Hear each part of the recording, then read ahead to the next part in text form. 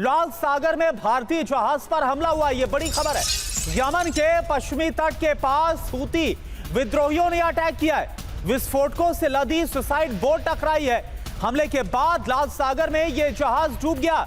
जहाज के 13 भारतीय सदस्यों को सुरक्षित बचाया गया है। तो यह बड़ी खबर आपको बता रहे हैं। यह जहाज जिससे हूती विद्रोहियों की विस्फोटक लदी बोट टकराई है, लाल सागर में यह हुआ है।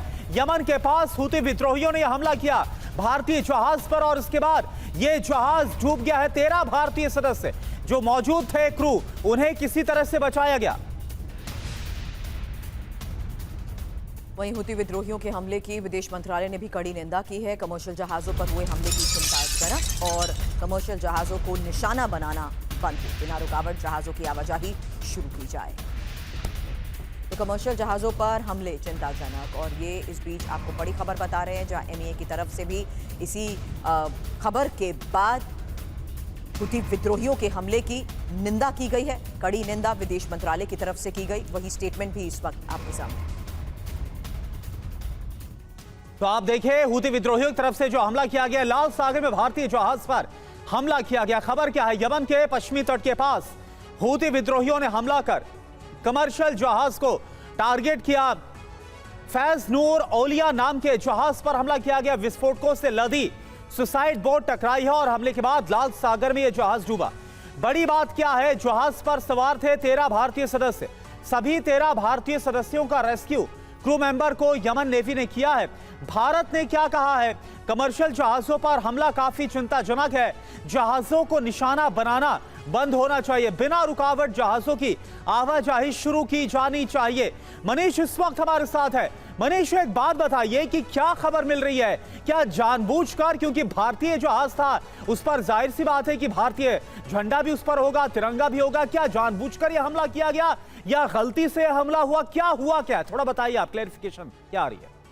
देखिए, पहली बात तो यह है कि हम सब देख रहे हैं कि किस तरह से हॉर्मुज में और रेड सी में लगातार जहाज़ों पर अटैक किया जा रहा है। भारतीय इसमें सबसे अधिक चपेट में इसलिए आ रहे हैं, चाहे क्योंकि जहाज किसी का भी हो, चाहे वो भारतीय झंडे लगे हुए हो या दुनिया के किसी भी मुल्क के झंडे लगे हुए जहाज हो, लेकिन उसमें सबसे अधिक संख्या में जहाज कर्मी भारतीय ही हैं। दुखद बात यह है कि इस बार जो भारतीय झंडे लगा हुआ जहाज था वो रेड सी से क्रॉस कर रहा था, लेकिन चूंकि सऊदी और हूती विद्रोहियों के बीच में जो लड़ाई चल रही है, जिसकी वजह से रेड सी में आने वाले जहाजों पर अटैक हो रहे हैं, तो इस बार उसकी चपेट में दुर्घटनावश भारतीय जहाज आ गए और जिसमें वो जहाज डूब भी गया। लेकिन मौके पर तुरंत ही रेस्क्यू टीम वहां पहुंची थी और 14 में से 13 जो भारतीय थे, तो 14 के 14 बचा लिए गए, तो 13 भारतीय बचा लिए गए। लेकिन फिर वही बात है कि अगर ये कॉन्फ्लिक्ट कंटिन्यू रहता है, तो हॉर्मुज में हो या फिर रेड सी में हो, आज की तारीख में 15 से 20 हजार